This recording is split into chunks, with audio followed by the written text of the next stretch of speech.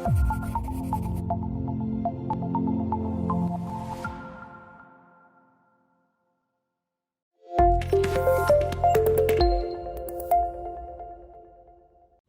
Mr. Loudon. Thank you so much for joining 원코리아네트워크 today. My name is I현승씨가. It's very nice to meet you. Well, thank you. Great to be here, sir. Thank you.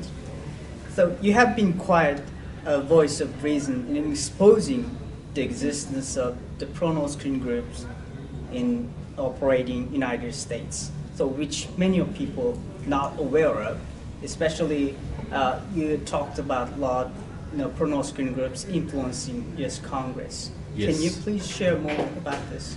Well, look, for many years you've had groups in America like Notot Dal, based in New York, the Korea Resource Center in Los Angeles, the HANA Center in Chicago, Narcosec, the various Korean youth groups. You've had a pro-North Korean element working in the major Korean centers in America, Los Angeles, Chicago, Northern Virginia, and New York.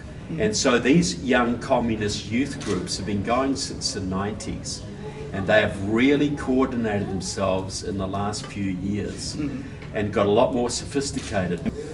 And now they are working with some Casey Choi and his KPAC, which are supporting Moon Jae-in in South Korea, so that the pro-Moon forces are now coordinating with the pro-North Korean forces together to lobby members of Congress and get the resolutions passed that would end the Korean War, formally end the Korean War, etc.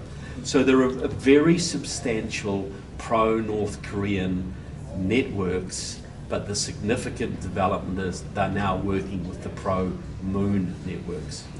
You mentioned about the bill, the very dangerous bill floating around the House of Congress called Peace on the Korean Peninsula Act. Yes. Or like HR 3446. Yes. So why do you think this bill is dangerous, and then how this bill is produced by ProNorth Group? Well, the aim of the North Koreans for a long time is to remove American forces from South Korea. If they can do that, they can either invade or they can bring South Korea into the North Korean and Chinese orbit. They take it from an American ally into a Chinese North Korean ally, or they completely subjugate South Korea. So the goal of this thing is, people think, well, why shouldn't we end the war, Korean War? It's been over for 60 years. Well, the reason is because if that is formally ended, American troops will leave, Western technology and money will be able to flood into North Korea, which will build up their resources, their armed forces, etc., which will make it almost guaranteed that South Korea will be conquered. So this is a suicidal bill for South Korea.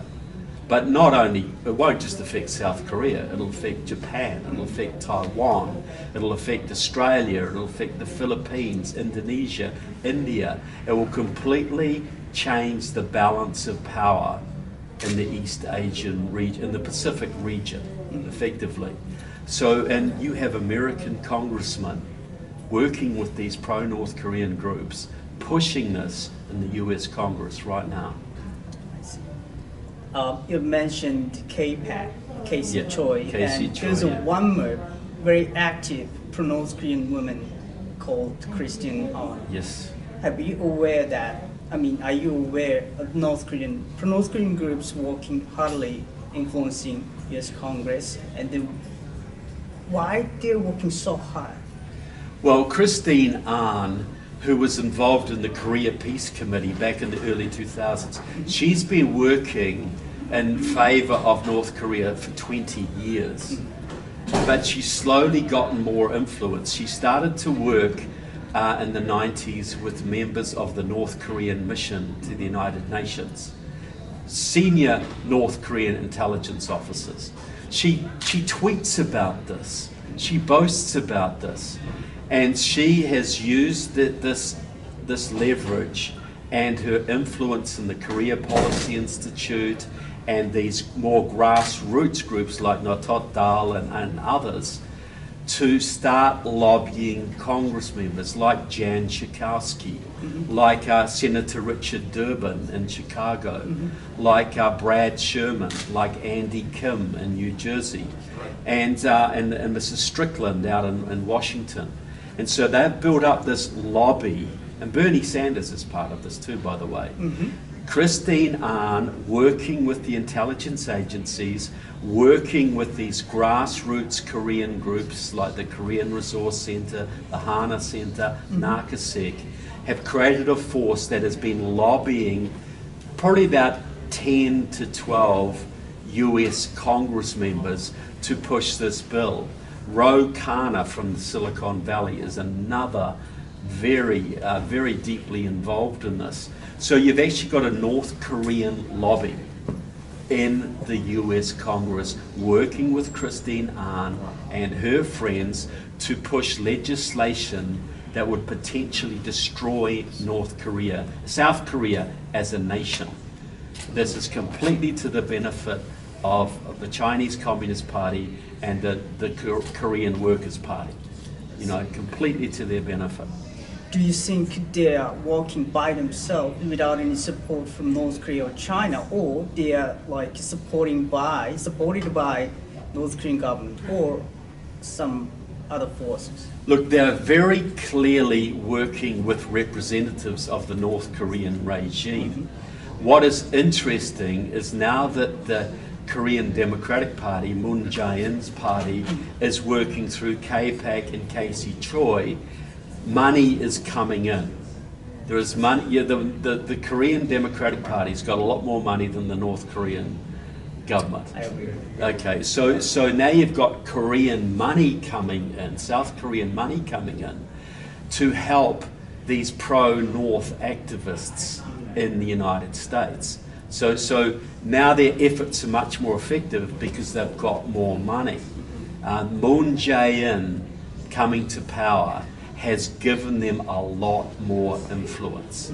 And there's a lot of members of Congress who will work more readily with representatives of Moon Jae-in than they would of Pyongyang. But what they don't quite understand is that the pro-Pyongyang forces here are working with the pro-Moon forces now. So you've got a very dangerous nexus. That's true.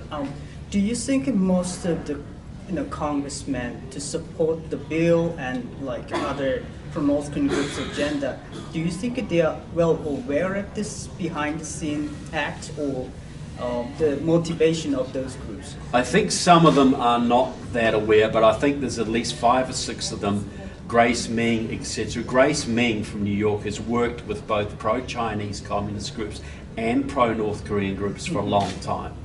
Barbara Lee from California has worked with communist groups for a long time. So has Jan Schakowsky from Chicago.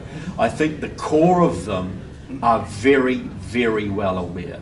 I think they have some on the outside, like Mrs. Strickland from Seattle, who are not quite so aware. They're being drawn in more through the Moon Jae-in connections. But absolutely, some of these congressmen have long communist histories. They know that the people they are working with are pro-North Korea and anti-South Korea. They know it very well.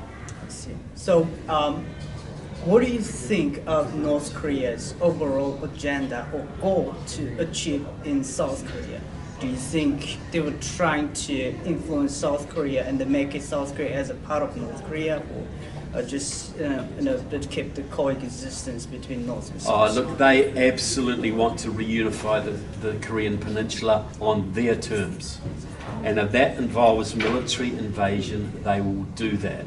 And the key thing is to get US forces out of South Korea.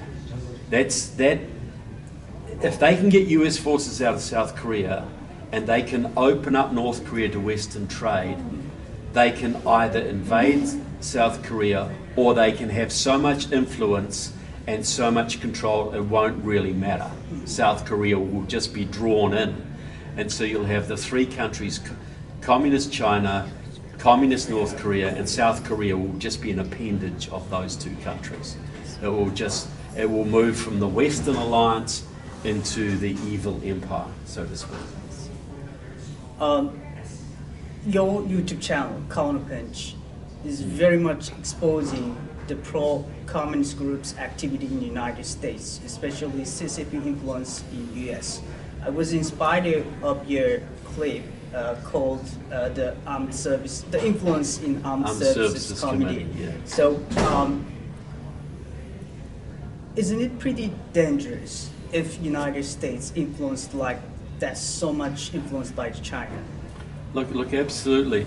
Last year, Radcliffe, Trump's intelligence advisor, said the communist Chinese had blackmailed or influenced so many US Congress members, they could now determine which legislation passes Congress and which doesn't.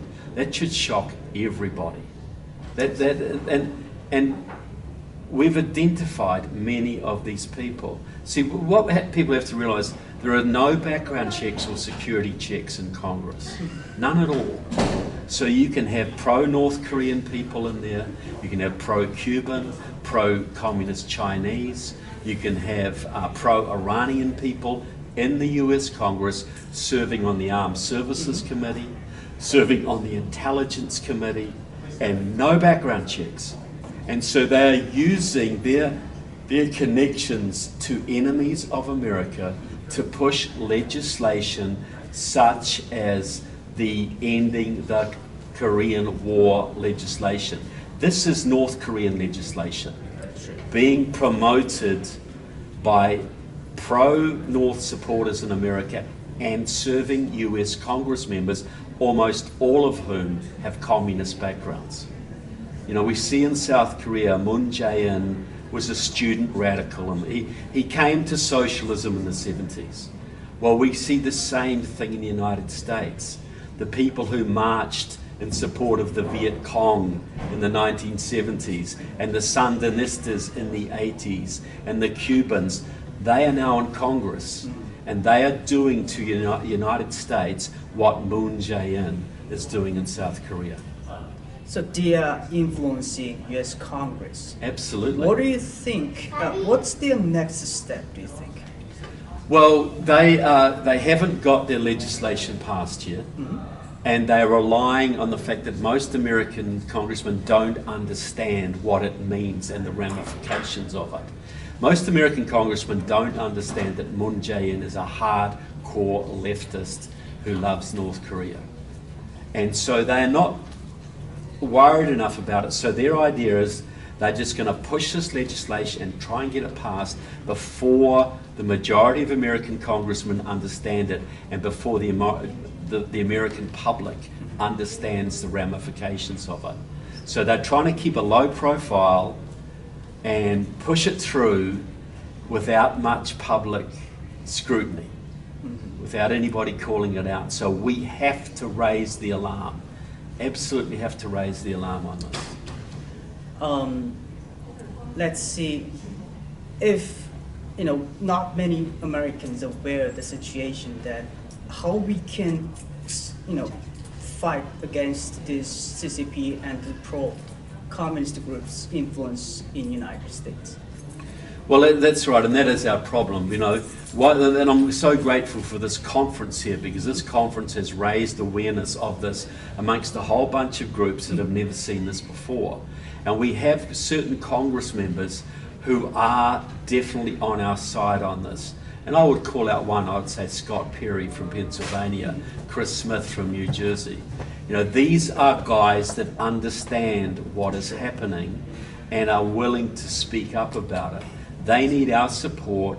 We need to make this a very important item of the agenda. See, the problem is a lot of the Korean community in America still is not aware of this. And in certain parts of the country, the Korean community is very politically influential. Far more influential than they realize, especially in Southern California, Northern Virginia. And so if we can get this issue into the Korean community and they start lobbying their congressmen and making a big fuss about this, we can stop this bill. This will be my last question. So, do you have any specific message to fellow Koreans living in South and North? Yeah, look, I want to see Korea unified. So all of Korea is free. So everybody in Korea has the opportunities that you now have in South Korea. That is my goal. And I think every Korean American must have that as their goal too. You know, this will help America, this will help Asia, this will help the people who are currently oppressed in North Korea, and will also help the people in South Korea to remove their current oppressors and make it so they don't have to always look over their shoulder at the North Korean threat, you know, and then we have to move on and basically bring down the Communist Party of China. We have to liberate Asia, and we all have to work together to help save this country so we can save our home countries. It's very informative and educational interview. Thank you so much for joining us today. Look, a real pleasure. Thank you for the opportunity. Thank you, sir. Thank you, sir.